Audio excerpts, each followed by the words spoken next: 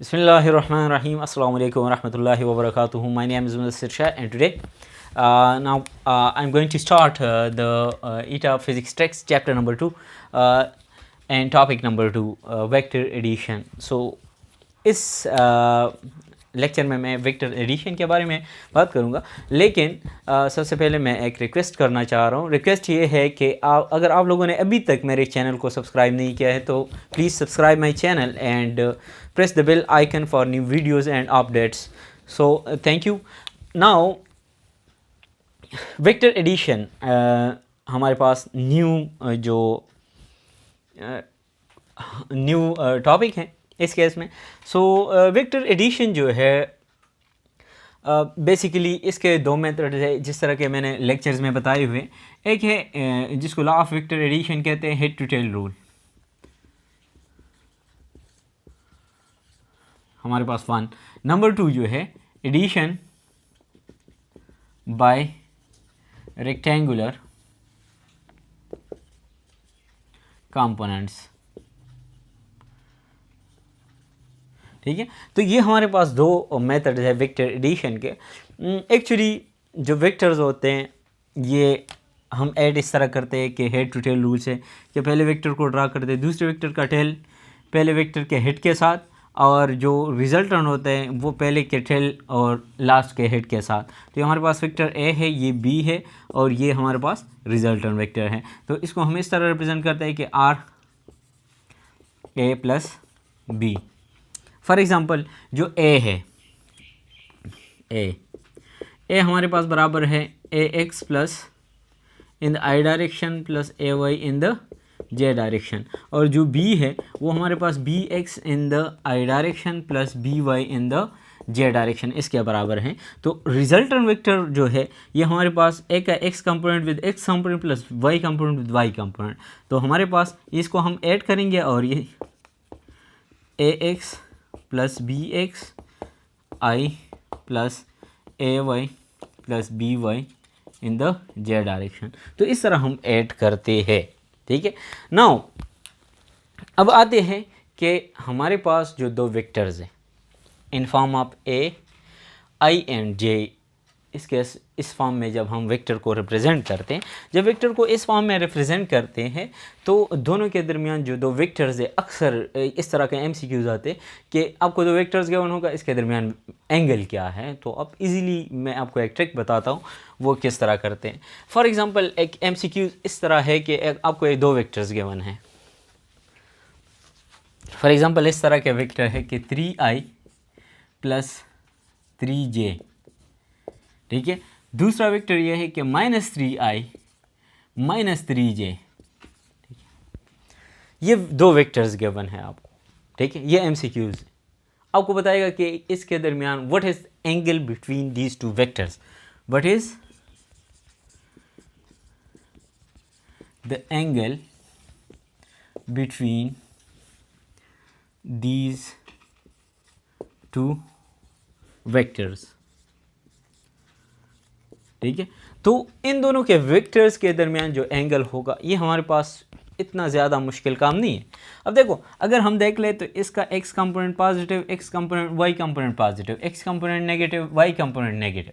ठीक है, तो अगर रेक्टेंगुलर कोऑर्डिनेट सिस्टम में पहले वेक्टर को ड्रा करता हूँ, ठीक है, तो ये हमारे पास इस तरह आता है, दोनों का मैग्नीट्यूड, ये भी हमारे पास x कंपोनेंट, ये इसका y कंपोनेंट। ठीक है, अगर मैं इसको ड्रा करता हूँ तो इसका भी x नेगेटिव है, y भी नेगेटिव है, तो इस तरह आते हैं। ठीक है, दोनों का, तो ये भी हमारे पास 3i और ये 3j। ठीक है, तो अगर हम ये देख लेते हैं तो हमारे पास एंगल जो आता है वो 180 आता है, एंटी पैरेलल या फाई के बराबर होता है। ठीक है, तो इस तरह के वेक्टर अगर आपको नज़र आता है तो इसके दरमियान स्ट्रिक्टली ये हमारे पास 90 एंगल होगा, सॉरी 180 एंगल होगा इनके दरमियान। ठीक है, क्योंकि अगर मैं इसको इस तरह लिखता हूँ -3i प्लस 3j। ठीक है, तो ये वेक्टर इस वेक्टर के नेगेटिव के बराबर है। जो नेगेटिव होता है तो इसका एंटी पैरेलल होता है। एंटी पैरेलल का मतलब ये है कि हमारे पास अपोजिट डायरेक्शन में है। नेक्स्ट हमारे पास आपको एक क्वेश्चन इस तरह का गिवन होगा कि फॉर एग्ज़ाम्पल मैं सेम वेक्टर लिखता हूँ 3i प्लस 3j और दूसरा वेक्टर जो है -3i प्लस 3j, ठीक है। 3i plus 3j minus 3i plus 3j। तो इस केस में अगर मैं इसको ड्रा करता हूँ ना, पहले वेक्टर को, इसको, तो ये हमारे पास पॉजिटिव x,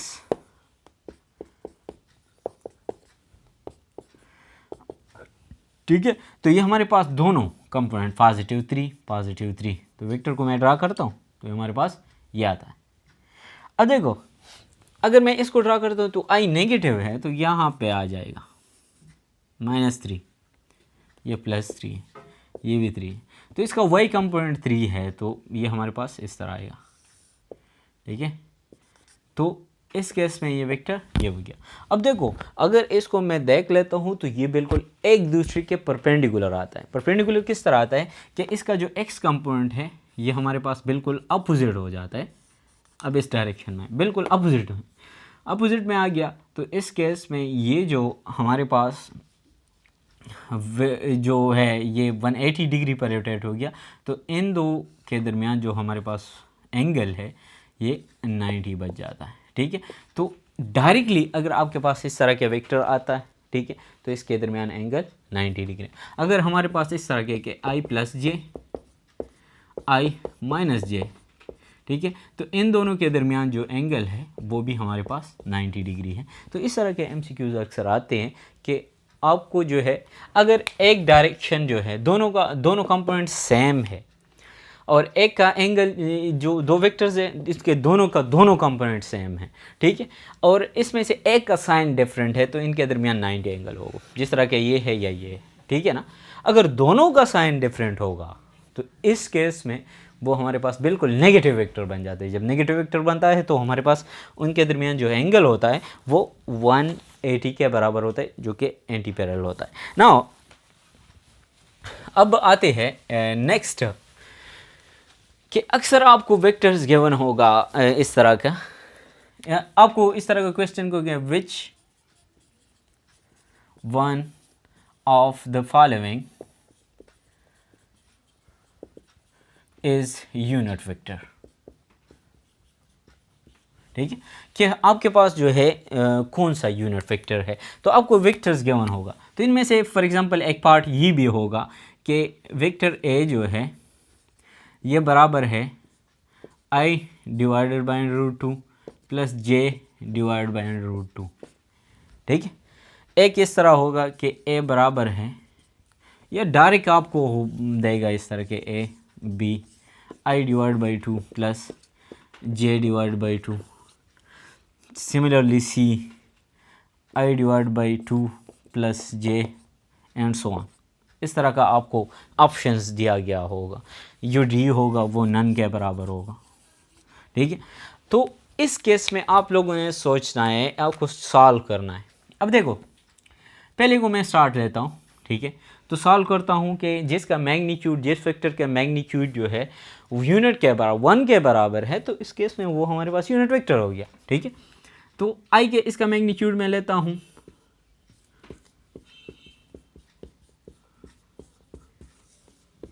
तो क्या देता है 1/2 प्लस 1/2, जो कि 1 देता है, ठीक है। तो ये हमारे पास करेक्ट ऑप्शन हो गया, जो कि इसका मैग्नीट्यूड 1 के बराबर है। सिमिलरली आपको 3 डायमेंशन में भी दे सकता है। 3 डायमेंशन में आपको किस तरह देगा, ठीक है, 3 डायमेंशन में आपको इस तरह देगा, जिसको मैं सी जो ऑप्शन बताता हूँ कि 3 डायमेंशन में किस तरह होगा। आपको i divide by √3 plus j divide by √3 plus k divide by √3, ये ऑप्शन जो होगा ये इसका सही ऑप्शन होगा, ठीक है, जो कि करेक्ट ऑप्शन है, ठीक है। इसका मैग्नीट्यूड जो होगा 1/√3 प्लस 1/√3 प्लस 1/√3 स्क्वायर, तो ये भी 1/3 हो जाएगा,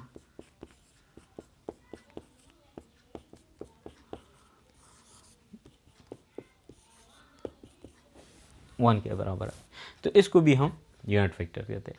तो वेक्टर्स को इस तरह ऐड किया जाता है। अब देखो आपको इस तरह किया देगा कि हमारे पास अक्सर एक बुक में एक वो जो एग्जांपल है उसका वो एक MCQs उठाता है कि हमारे पास दो वेक्टर्स हैं, दोनों का मैग्नीट्यूड सेम है, तो एंगल क्या होगा कि इसका जो रिजल्टेंट है उसके डबल के बराबर है। फॉर एग्जांपल दो वेक्टर्स है, एक भी एक के बराबर है, दूसरा भी एक के बराबर है, तो इनके दरमियान एंगल क्या होना चाहिए? तो एंगल जो है अगर हमारे पास दो वेक्टर्स के दरमियान 120 डिग्री है तो इसका रिजल्टेंट जो होगा वो हमारे पास 2a के बराबर होता है। ठीक है, जो रिजल्टेंट है इसका मैग्नीट्यूड जो है वो 2a के बराबर होता है। इसका मैग्नीट्यूड जो है 2a, डायरेक्शन तो 2a के बराबर हरगिज़ नहीं होगा। ठीक है, तो वेक्टर एडिशन जो है इसके दरमियान जो है ये हमारे पास एक स्मॉल सा टेक्स्ट था। अब अगर हम किसी वेक्टर, दो वेक्टर्स है आपको गिवन है कि इसको ऐड करें इजीली, ठीक है, तो वेक्टर्स को ऐड करना इतना मुश्किल नहीं है। ठीक है, दो वेक्टर से ए आपको गिवन है कि for example 3i + 7j + 2k 3D में, और बी जो है ये है 2i + 4j + 3k इस तरह। ठीक है, तो इनको ऐड करने के a + b जो रिजल्टेंट होगा वो क्या होगा? तो इसके साथ ये कंपोनेंट, इसके साथ ये कंपोनेंट, इसके साथ ये कंपोनेंट ऐड कर लो, तो हमारे पास 5i + 11j + 5k, ये इसका आंसर होगा। अब देखो इस वेक्टर का जो डायरेक्शन है r का मैग्नीट्यूड तो हम इजीली फाइंड कर सकते हैं, 5 स्क्वायर + 11 स्क्वायर + 5 स्क्वायर। ठीक है, ये तो हम इजीली फाइंड कर सकते हैं, लेकिन जो डायरेक्शन है ये थोड़ा कॉम्प्लिकेटेड है। तो 3D ईटा फिजिक्स का जो पोर्शन होता है उसमें 3D का जो 3D वेक्टर जो होता है, फॉर एग्जांपल 3 डायमेंशन में जो वेक्टर होता है उसका आपको हरगिज़ ये नहीं कहेगा कि इसका डायरेक्शन फाइंड कर लो, क्योंकि ये आपके beyond the scope of this level. ठीक है, beyond the scope of this level है, तो आपको इस वेक्टर का डायरेक्शन के बारे में नहीं बताएगा हरगिज़, तो ये याद करने की कोई ज़रूरत नहीं है। ठीक है, तो अगर इसको आपको देगा तो आपको मैग्नीट्यूड देगा, क्योंकि मैग्नीट्यूड फाइंड करना इतना मुश्किल नहीं है। ठीक है, तो इस तरह होगा। सेकेंडली, जो अगर आपको रेक्टेंगुलर कोऑर्डिनेट सिस्टम में एक वेक्टर देता है, दो वेक्टर्स देता है, इसको ऐड करते हैं, ठीक है, तो फिर वहाँ पे आपको डायरेक्शन ज़रूर देगा, क्योंकि आपको यहाँ पे पता चल गया है इस बुक में क्या भी है, ठीक है, कि आप डायरेक्शन किस तरह फाइंड करते हैं। फॉर एग्जांपल मेरे पास एक वेक्टर है a, दूसरा वेक्टर है b, 3i + 7j 2i + 4j, दो वेक्टर्स। ठीक है, इसका रिजल्टेंट फाइंड करते हैं। तो रिजल्टेंट फाइंड करते हैं तो हमारे पास a + b के बराबर है। ठीक है, सो 2i + 3i तो हमारे पास 5i हो गया, और 7i तो 11j इसके बराबर हो गया। अब देखो r का जो मैग्नीट्यूड है ये आप फाइंड कर सकते हैं 5 स्क्वायर + 11 स्क्वायर, तो ये हमारे पास 25 + √6 और 4 1 ये आ गया। ठीक है, तो ये हमारे पास मैग्नीट्यूड होगा। अब देखो डायरेक्शन भी आपको बताएगा इस केस में, क्योंकि ये जो डायरेक्शन है ये इस बुक के स्कोप में है कि 2 डायमेंशन में डायरेक्शन किस तरह फाइंड करते हैं। ठीक है, तो आपको अगर इस तरह का वेक्टर्स गिवन है, ठीक है, तो आपको कहेगा कि डायरेक्शन फाइंड कर लो। अगर 3 डायमेंशन में गिवन है तो आपको हरगिज़ ये नहीं कहेगा कि डायरेक्शन भी फाइंड कर लो। तो इसका डायरेक्शन फाइंड करना, θ = tan inverse of ry / rx। ry क्या है? 11, सो tan इनवर्स ऑफ 11 / 5, इससे जो एंगल आता है इसका डायरेक्शन होगी, उसको यहाँ पे लगाओ। ठीक, तो इस तरह के वेक्टर्स एडिशन के बारे में इस तरह के स्मॉल सा इतना ज़्यादा डिफ़िकल्ट MCQs नहीं आता। ठीक है, लेकिन आपको सब कुछ पता होना चाहिए कि वेक्टर्स को किस तरह ऐड करेंगे, वेक्टर को मल्टीप्लाई किस तरह, वेक्टर का डायरेक्शन किस तरह, मैग्नीट्यूड किस तरह फाइंड करेंगे, तो इस तरह के चीज़ें आपको देंगे। सो thank you very much for watching. So next video के लिए हमारे साथ रहिए। Thank you.